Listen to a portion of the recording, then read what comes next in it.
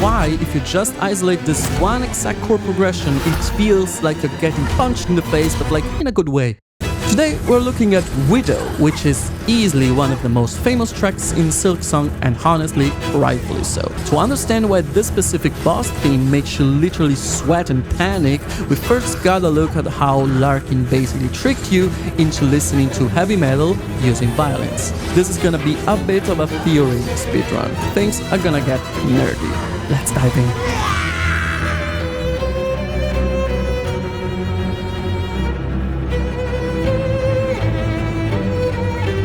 As many of you pointed out, this is the most metal track of Silksong. It comes down to how aggressive the strings are played, the effects, and the fact that the harmony sounds like it's ripped straight out of a Sepultura album, basically. So on the metal side, you have this super fast-paced, aggressive, grinding string quality. It's got this weird accents, rhythm games, it's just attacking you all the time. But alongside that, you have the Vivaldi influence. You hear the wood of the violins resonating. It's a virtuoso style. So the track has three main chunks of ideas. The intro, which introduces the bass motif like a guitar riff. The main, which is where the first violin just screams all over the place and cuts right through everything else, and the Parry, the call and response bridge between the instruments where they trade blows.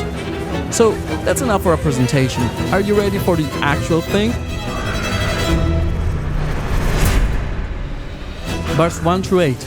Larkin drops the bass motif in the cellos and double basses. The violins and violas just stab on the very first beat with 2 8 notes and then silence. Technically, the key signature here says E minor because there's an F sharp on page, right? But if you actually look at the notes the bass is playing, guys, put those together and it's basically a Locrian scale. I know, what the is Locrian? Basically, imagine a normal minor scale, but you take away its best friend, the perfect fifth, the golden retriever of intervals, and replace it with a diminished fifth, the, pitbull of intervals. You don't hear Locrian much in music because it's a nightmare to control, to be honest. But in heavy metal, they love it. In fact, if I had to name the most famous use of an E Locrian riff in a video game, I don't even have to think. It's literally the very first level of Doom from 1993. Yes, I am that old, Ethan. There's absolutely zero chance Larkin didn't notice.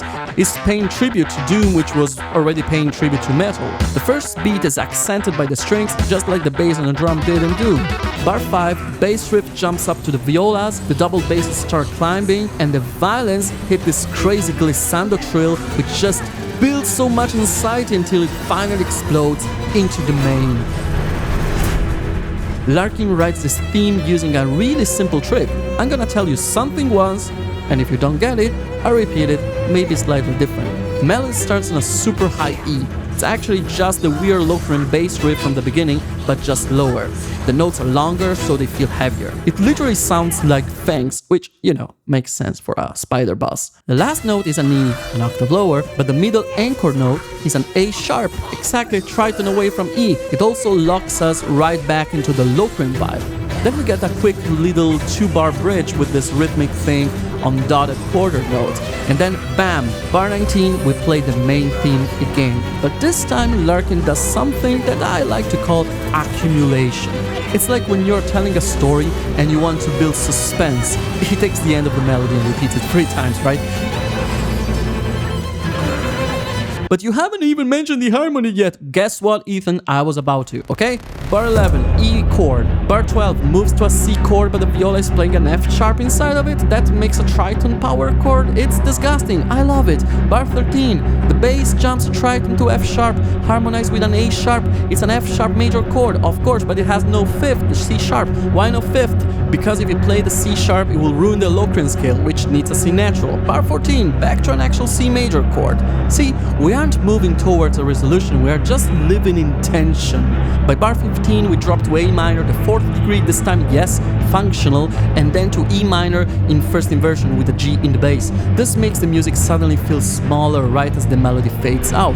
When the theme repeats, the chords are similar until bar 22, where we get a C7 kind of bluesy, then we hit a F sharp minor 7 flat 5 half diminished chord that serves as a subdominant, and then a B major chord, which has an actual dominant chord that pulls us forward.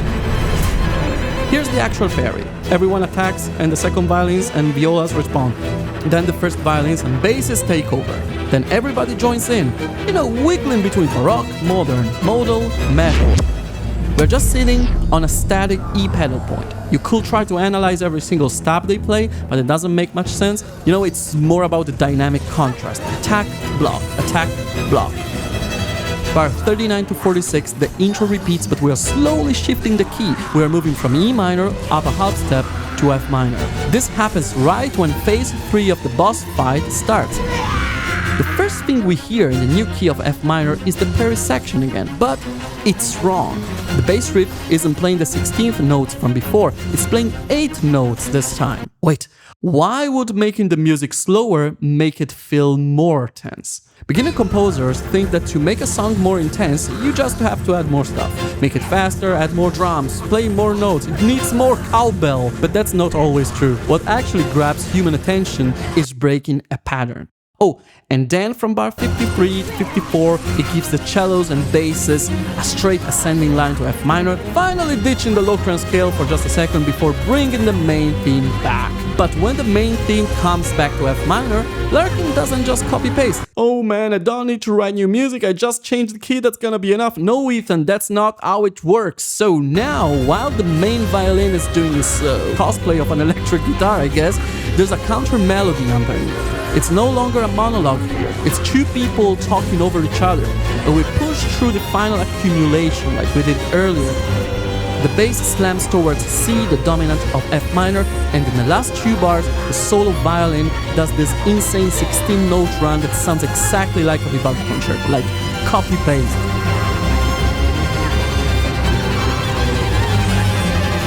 We get one final Parry stab in F minor, the bass line climbs up one last time, and then it ends. This track is beloved because it captures Widow.